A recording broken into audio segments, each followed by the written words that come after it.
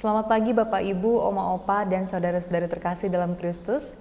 Kembali lagi bersama saya Feli Christine dan Romo. Saya Romo Maxi Sogem. Dalam acara Oke Hari Ini, Orang Kudus Hari Ini, edisi 21 November 2022. Selamat pagi Romo. Selamat pagi. Apa kabar nih Romo? Baik. Baik, kabar baik. Ya. Puji Tuhan. Nah Romo, hari ini kita sama-sama memperingati Hari Maria dipersembahkan kepada Allah ya Romo ya. Betul. Mungkin di sini masih banyak teman-teman atau pemirsa yang di rumah itu masih belum tahu ini peringatan seperti apa sih Romo. Mungkin boleh dong diceritain latar belakang dari peringatan pada hari ini itu sendiri. Oke, siap. Baik.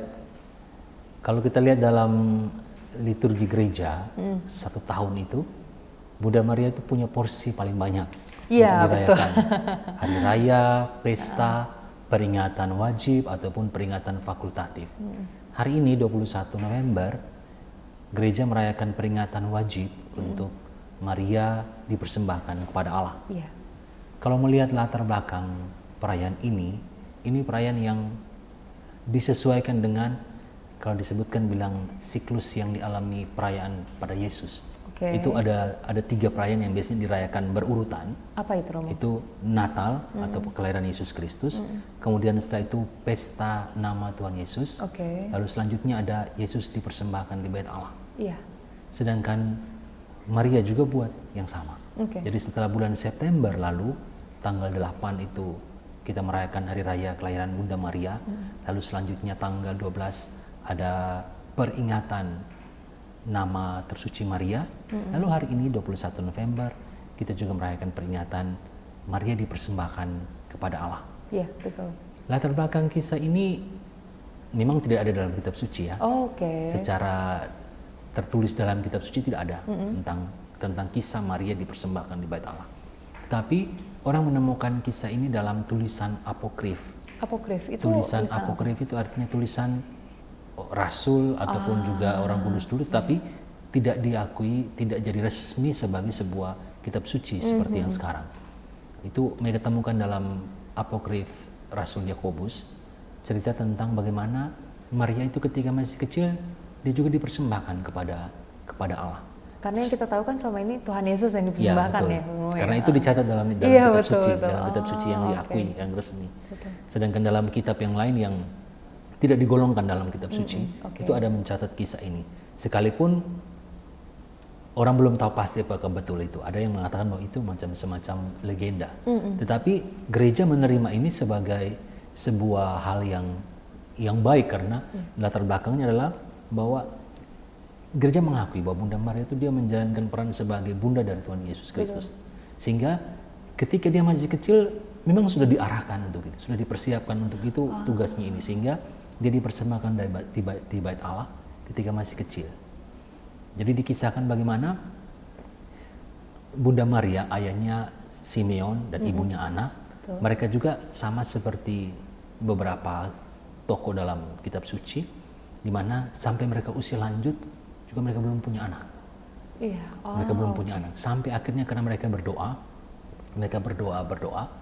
dan akhirnya mendapat rahmat dan berkat Tuhan, mereka bisa memiliki anak. Bunda Maria lahir. Lalu karena bersyukur atas peristiwa itu, mereka pergi untuk mempersembahkan Bunda Maria di gereja, di Bait Allah. Ini juga ada kalau dalam kitab suci ada dalam kisah Nabi Samuel. Nabi Samuel itu juga dikisahkan, ibunya juga namanya Hana. Ibunya Hana itu juga lama tidak bisa punya anak. Lalu akhirnya karena berdoa dan bantuan Tuhan, akhirnya dapat karunia ini, punya anak. Dan atas rahmat itu dapat anak, Hana ibunya Nabi Samuel akhirnya mempersembahkan Nabi Samuel ke dalam Bait Allah, dan akhirnya Nabi Samuel juga dipersembahkan di Bait Allah dari kecil dan tinggal di sana. Ini kemudian terulang ketika dialami oleh orang tua dari Maria, dari Bunda Maria, Simeon dan Anna. Mereka mengalami peristiwa gembira dan mereka mempersembahkan kepada Allah di Bait Allah. Nah, ini juga menjadi sebuah perayaan iman dan diterima oleh gereja sampai dengan saat ini, karena berdasarkan pemahaman tadi bahwa Bunda Maria sebagai Bunda Allah, dia dipilih. Sehingga ketika dia dipilih itu, dari kecil, masa kecilnya memang sudah dipersiapkan itu. Salah satu persiapannya adalah dengan dia sudah dipersembahkan di bait Allah, dan dengan itu diharapkan bahwa dari kecil memang dia sudah dipersiapkan jalannya untuk mengemban tugas sebagai itu, ya. bunda Yesus.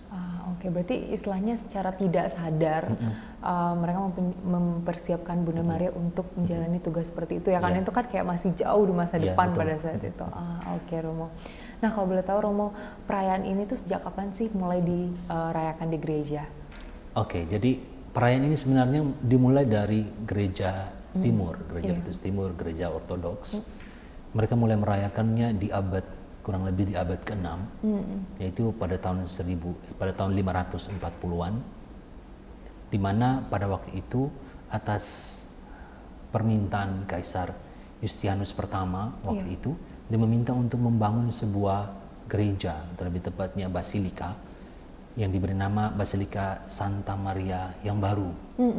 Dan itu ditempatkan posisinya itu di dekat lokasi tempat Bait Allah dulu. Tapi karena waktu itu abad ke-5, abad ke-6, Bait Allah itu sudah diruntuhkan, tidak dibangun lagi. Tapi mereka membangun sebuah gereja untuk menghormati Bunda Maria, dibangun di sekitar tempat itu.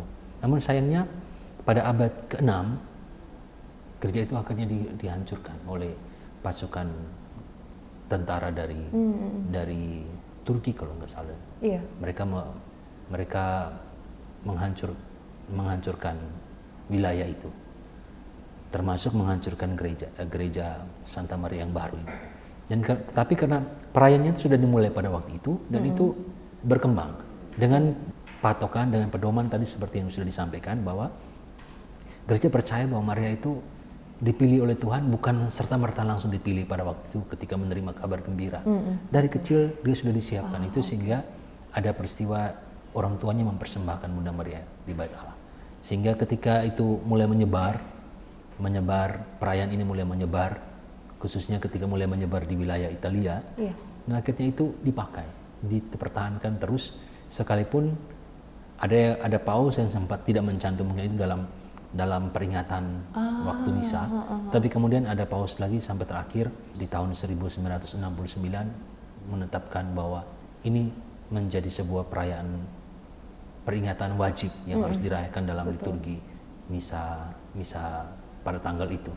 Sehingga dengan itu perayaan itu kita bisa rayakan sampai sekarang. Dan dengan merayakan perayaan ini kita bisa melihat bahwa di satu sisi bahwa Maria sudah dipersiapkan dari kecil untuk dipersembahkan kepada Allah dalam tugas yang nanti akan diembannya, tetapi juga sebagai ingatan bagi kita sekalian bahwa sejak kecil kita kadang-kadang ada yang sudah dibaptis ya sejak kecil. Sejak kecil kita sudah dibaptis, itu artinya orang tua kita menggabungkan kita sebagai bagian dari gereja. Dengan peristiwa pembaptisan itu menggabungkan seseorang sebagai bagian dari gereja. Kemudian yang kedua itu mengangkat seseorang untuk menjadi putra-putri Allah. Dan dengan mengangkat sebagai putra-putri Allah ini juga sebenarnya mempersiapkan diri, sama seperti Bunda Maria mempersiapkan diri untuk misinya, tugasnya nanti kemudian sebagai seorang bunda dari Tuhan Yesus. Kita juga sebagai orang Katolik zaman ini dengan menerima pembaptisan, kita sudah dalam tanda kutip sudah dipersembahkan juga dengan tugas yang nanti kita bawa masing-masing sesuai dengan apa yang disiapkan oleh Tuhan untuk setiap kita, dengan pengalaman, dengan tanggung jawab semua yang ada pada setiap orang. Inilah yang makanya perayaan Bunda Maria dipersembahkan kepada Bait Allah tetap dirayakan sampai dengan saat ini. Ya, betul sekali Romo. Dan mungkin ini juga berarti secara tidak langsung ya Romo ya, ini menjadi pengingat juga bagi kita semua bahwa ketika kita sudah tadi yang kata Romo bilang, kita sudah dibaptis pada mungkin ketika kita baru lahir masih kecil, dan ada juga yang mungkin udah besar, itu merupakan pengingat bahwa kita itu mengemban tugas tugas yang diberikan oleh Tuhan sebagai umat Katolik juga, dan mungkin itu juga bisa menjadi istilahnya bahan untuk kita renungkan pada peringatan hari ini tanggal 21 November Romo ya. Nah mungkin terakhir Romo, pesan untuk teman-teman Katolik pada zaman ini, apa sih yang bisa kita lakukan lagi? Baik, hari ini kita merayakan peringatan wajib Bunda Maria dipersembahkan kepada Allah. Peristiwa Bunda Maria dipersembahkan kepada Allah juga menjadi tanda bahwa kita menempatkan Bunda Maria dalam posisi yang tinggi sebagai orang Katolik, Karena kita bukan menghormati secara luar biasa Bunda Maria, tetapi kita mengakui Bunda Maria sebagai manusia, dia mendapat peran penting. Sehingga bagi kita orang Katolik, kita punya kedekatan dengan Bunda Maria. Doa-doa rosario, dan juga seperti saya bilang tadi di awal, sepanjang tahun, 1 tahun liturgi, itu perayaan untuk Bunda Maria itu sangat banyak. Sangat banyak, ya. Sangat banyak ada perayaan untuk Bunda Maria. Tapi ini juga menjadi cara bagi kita untuk mendekatkan diri seperti Bunda Maria. Bahwa Bunda Maria itu menjadi Bunda Yesus Kristus yang dekat dengan Yesus sampai dengan peristiwa kematian Yesus, dengan pengalaman-pengalaman suka duka dan semua pengalaman yang lain yang membuat Maria tetap untuk menjalankan tugas panggilan, setia, tetap untuk menjalankan tugas panggilan. Kita juga belajar dari pengalaman yang ditunjukkan oleh Bunda Maria. Dan juga Bunda Maria bisa memperoleh semuanya itu karena sejak kecil orang tuanya sudah mempersembahkan kepada Tuhan. Sehingga kita juga belajar bahwa yang dipersembahkan, diri kita yang dipersembahkan kepada Tuhan melalui pembaptisan kita, ini menjadi cara dari Tuhan untuk menyiapkan juga kita dengan tugas dan tanggung jawab yang masing-masing kita miliki. Betul. Jadi mungkin pesan untuk kita bahwa kita boleh belajar dari Bunda Maria, kita boleh mendekatkan diri senantiasa dengan Bunda Maria yang menjadi Bunda baik dari Bunda Tuhan kita Yesus Kristus, tapi juga merupakan Bunda kita semua. Betul sekali, wah luar biasa Romo. Nah ini tentunya kisah yang sangat menarik ya bagi Feli pribadi, karena tadi Feli kan pertamanya cuma tahu kalau misalnya Tuhan Yesus aja yang dipersembahkan di bait Allah gitu. Ternyata Bunda Maria juga pernah dipersembahkan di bait Allah ya. Wah luar biasa Romo. Terima kasih banyak Romo. Sama-sama. Sudah ngobrol-ngobrol sama Feli pada hari ini. Nah itulah dia kisah dari latar belakang bagaimana perayaan Bunda Maria dipersembahkan di bait Allah bisa sampai kami masih rayakan sampai pada saat ini. Nah Romo, sebelum Feli menutup acara pada pagi hari ini, boleh dipimpin ya Romo ya dalam doa. Mari kita berdoa. Dalam nama Bapa dan Putra dan Roh Kudus. Amin. Tuhan Bapa yang Maha Baik, kami berterima kasih karena Engkau menghadirkan Bunda Maria, Bunda Yesus Kristus Putramu dan Bunda kami dalam kehidupan iman. Hari ini kami merayakan peringatan Bunda Maria dipersembahkan kepada Allah sebagai ajaran, sebagai nasihat bagi kami bahwa Bunda Maria telah mempersiapkan diri sejak kecil, dipersembahkan oleh orang tuanya ke bait Allah dalam membawa dan mengemban tugas yang nanti akan dijalaninya sebagai Bunda dari Yesus Kristus Sang Juru Selamat. Dampingilah, bimbinglah dan terangilah kami semua dengan semangat Bunda Maria yang mempersembahkan diri kepadamu, agar semangat untuk mempersembahkan diri yang telah kami terima secara tidak langsung melewat sakramen pembaptisan kami, membuat kami juga boleh menyiapkan diri kami sebagai sebuah persembahan diri untukmu yang menjadi sumber kekuatan dan pengharapan kami. Semoga dua-dua Bunda Maria senantiasa menjadi teman, berkat dan kekuatan bagi kami dalam menjalani panggilan hidup kami masing-masing sebagai pengikut-pengikut Kristus Putra. Doa dan permohonan ya Tuhan kami haturkan kepadamu dengan pengantaran Kristus Tuhan kami.